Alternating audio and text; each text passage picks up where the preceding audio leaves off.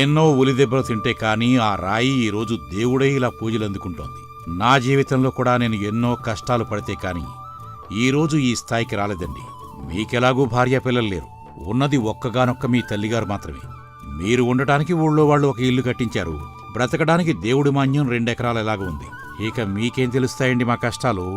నిజమే సుమండి, కష్టపడకుండా అంత తేలిగ్గా ఎవరు జీవితంలో పైకి రాలేరండి. మీ కష్టంతో పాటు ఆ దేవుడి అనుగ్రహం కూడా మీ మీద కాస్త ఎక్కువగానే ఉందిలేండి.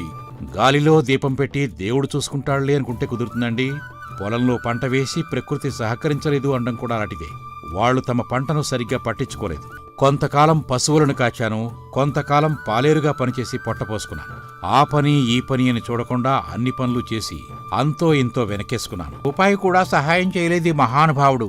కొంతమంది మనుషులు డబ్బుకిచ్చే విలువ మనుషులకి బంధాలకి ఇవ్వరండి.